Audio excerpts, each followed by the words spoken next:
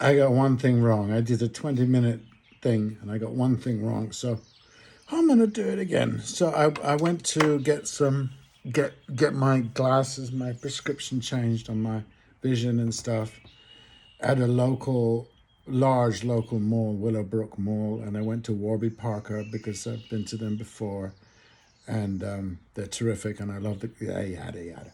So I was out in the world amongst the people, and my experience they were late, and the examiner who's going to examine my eyes was busy. She something had gone longer than normal, and they were very nice. They said, "Do you mind? We're terribly sorry. Do you mind going away and coming back?" An apology, by the way, that you get at that level. You don't. I've had to deal with big famous finance companies, and you don't get that apology. It's an interesting thing in corporations. There's a level about which you go, above which you go, and they cease to be human. They will be very bland and bland is the word. You know, they're very well dressed and smiley, but they'll never say. Morgan Stanley, I think, I was dealing with my father's estate, and they were appalling. They were absolutely appalling. And I asked them at one point, can we forestall this process of me trying to get money, my father's money from you, and just roll me into an account, into some sort of an account, which, you know, grown up people are supposed to have. I wanted cash, I just wanted out. It turns out I was right. But they kept getting, and they said, "Oh no, we can't. We're the minimum these days is we're only dealing with clients who've got assets of over 10 million." So I said, "Oh, I see. Does that include being incapable of apologizing? This move up in the world, anyway." And they said my father didn't have $10 million. They had, much less than that. But they said he was grandfathered in because he already had an account. Anyway, that's the end of that. So I'm out in the world and I'm dealing with these delightful people. The eye examiner might have been 30. She was wonderful. She was bright. She was intelligent. She was, I'm a complete stranger. Complete stranger. And and the two young men outside in the store who were dealing with me were just fascinating. One, I know that from their names they were of Hispanic descent. One of them looked, for the life of me, like one of those marvelous paintings on the side of the the Incan pyramids in Mexico. In Mexico,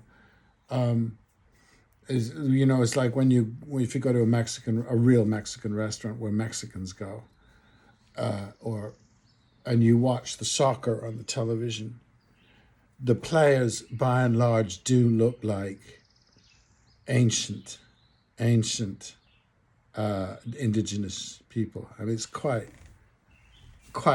magnificent, quite amazing. And then they'll throw in the odd Mexican redhead who's, the descendant of some Scottish captain or something like that. But anyway, these three people were absolutely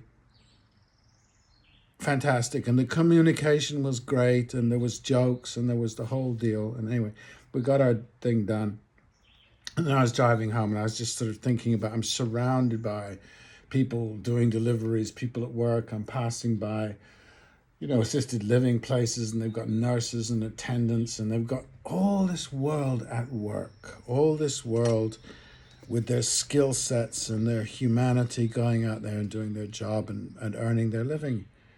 And then I came home and did some work, and then cooked some food, and then me and my two roommates decided to watch a movie. We watched a thing called Margin Call. Fantastic 2011 movie. I really recommend it, with the awesome Kevin Spacey and Zach Quinto, I think is his name.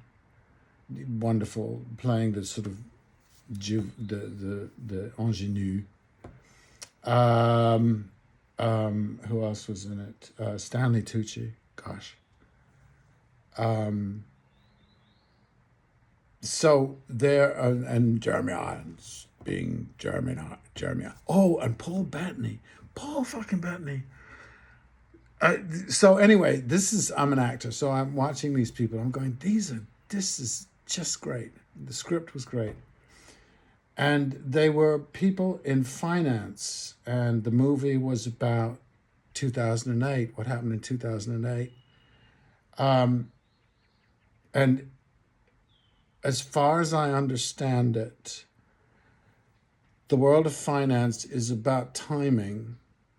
God, I'm so ignorant. I'm just not interested in it. Is about timing, and so that you buy something that doesn't really exist, and then you sell that thing at a profit. So it's all these young guys, young guys, who are all making the big bucks, and they apparently, as they referred to in the film, they said, we've had 10 or 15 years and we've all done really, really well out of it. And Paul Bettany last year earned 2.5 million and all this sort of stuff. So there's this whole lifestyle being presented of lovely suits, cigarettes, going to expensive boozy places and restaurants and stuff like that, because that's what they do. That's what they did. My brother had a friend who was in that world, and in contrast to my day, I thought, so what do these people actually do? I've been surrounded by people who are paid a living for doing work. They do work. And then I'm watching this film, and these people have jobs. They have, times that they have to get in and things that they do on telephones. But they provide no service, really, and they produce nothing. And I don't really have any problem with that. I'm perfectly happy with people being afforded a living wage. Like most of the people that I encounter in my studies at the moment are podcasters. They produce nothing. They have opinions. They're charming. They create products of opinion, which we don't really need. And it's interesting that there are more of them now than there have ever been in the history of the world, because that base was usually covered by religion, and 99% of us were uninterested or kept stupid or deprived of that kind of information. So now we've got a plethora of it. It's all out there, and people like me are kind of intrigued by it all. But one of the things that's deeply intriguing is we're in a culture now where these men and oh gosh, what's her name? She was married to Bruce Willis. I'm sorry, just got a complete blank. A wonderful actress. Anyway, these men and her are the new somethings, right? They are the people that everyone wants to be. They are the Elon Musks. They are, to some extent, they are, they're the rich. They're the climbers. They're the ambitious people. It's what one does with ambition and aspiration. I guess it's a sublimation of adventure. I would have to say that the closest equivalent to them, and why one might love them, is that they are pirates. They are parasites, but they're also pirates. And I got into a very interesting thing recently, that apparently the pirate community was a big threat to to the founders of America. There were a lot of pirates about in those days, in the 18th century, and the pirates, because they didn't have the naval authoritarianism. They didn't have those kinds of captains. They had captains, but you weren't part of this authoritarian system. So the pirate community turned out to be extremely democratic. Interesting. Anyway, but the world of finance is not fucking democratic. It's not. And they have this extraordinary fantasy about talent, which I keep hearing people of that world, of the right, of the parasite community. They're really big on talent, and there is no visible talent. I mean, there was much more talent at Warby Parker yesterday than I've ever encountered. There's a narrowness, there's a focus, and there's an ability to bullshit, which they show a bit of in the film. Anyway, so that was yesterday, and then I was thinking today about all those things, this crisis in Europe, and what's her name? Kamala Harris was on the Sundays, and she said I just caught a bit of her moving through the room, where she said, "Oh, yes, well, we are the leader of the free world." And I thought, what does that mean? What manifestation of leadership has just happened, right? Where you've had this community, the Western world has found itself, because of this thug in office, who has suddenly said to all of the led, the codependent, the obsequious and groveling, the Europeans, has said, well, no, you're not getting that cash anymore. So you get this joker weeping at the Munich conference. And you get the long faces on the talk shows all about, oh, this is just awful, this is the end of this world order. And I'm going, it's so fucking unhealthy, you fools. You're codependent. So, and you must have been potentially codependent for hundreds of years. And I get into that thing, that I've talked about before with the Slavs in the 10th century in what is now Kiev. The Slavic warlords got together and said, we just keep killing each other. So they have this big meeting and they have an agreement. Let's get a very, very powerful outside state to rule us. I couldn't believe it when I first read it, because I read it in Kiev, and then I found another reference to this in there's some sort of the Slavic chronicles. So it's true, it happened. And so they invited in the Vikings to take over.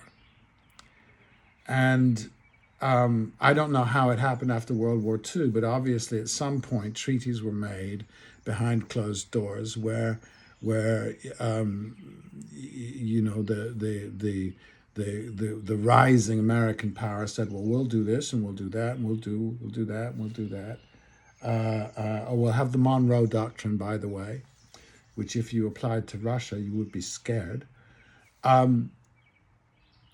They must have made some deal, because the communities were still used, it looks like, and are still used to extremely authoritarian arrangements. And it's always been a joke to me, because I've lived in this country. I love living in this country. And as I said yesterday, this country fancies itself as exceptional, and it oozes ordinariness. That's its great beauty. The United States is working class. Get used to it. Revel in it. It's not full of kings and queens and useless, parasitic people. It shouldn't be. You're just recreating it all. And so all of these arrangements that were made with these kind of mob bosses, who were the United States presidents, with these effete leadership of Europe, and we became the United States, not we. The United States became incredibly wealthy, and it's now the wealthiest nation in history, despite its ill-distributed gains.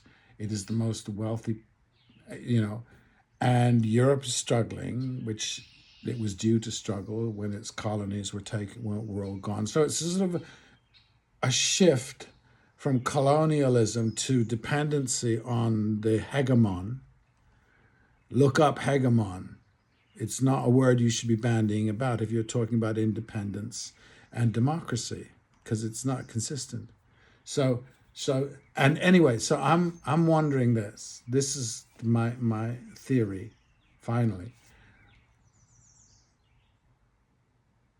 the peoples of Europe, where nationalism was born, the peoples of Europe have been, since their ages of monarchy and aristocracy, essentially dependent, codependent, and their relationship with America allowed America to have its fantasy myth about itself, totally unfounded, just that they're rich. It's like most people, most bosses who become rich, they think that they're multi-talented, and they're not. In fact, they might be incredibly focused, they might be incredibly selfish, but they're not even talented. That's why they obsess in the business world. They obsess about talent in the corporate world. So, it's full of talented people. And I know what talent is. I look at it and I go, no, you ain't. You are just, you dress up nice. So, our culture does not emphasize it emphasizes the individual in a very silly way, in a very trivial way, because it doesn't, which is tied to our religion, that we are all masses. We are not individuated. Some cultures have that as part of their take on life. We don't. We don't. We value the juvenile until death. So anyway, it was interesting. It was an interesting day or so. But it is, that problem is really the root of everything, and this teaming with these political parties is just so pathetic, because you do teams when you're not yourself. You can belong to a team, just like I say, you can be part of a team. I've been part of theater companies, I've been part of film sets, I've been part of all kinds of teams. You can be yourself. That's not usually what happens. You usually play a role, and you squeeze yourself into that role, and then presumably you seek for yourself on your way home in your expensive car, listening. That's what they say about the expensive cars with all their gadgets. The only time that the individual gets to be alone and to ponder things, and our culture doesn't value the lessons contained in solitude, the great lessons contained in solitude.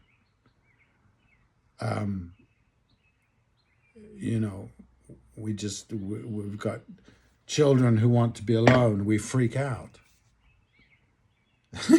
They're learning a most valuable lesson, how to be alone, and we freak out. Anyway, that's long enough.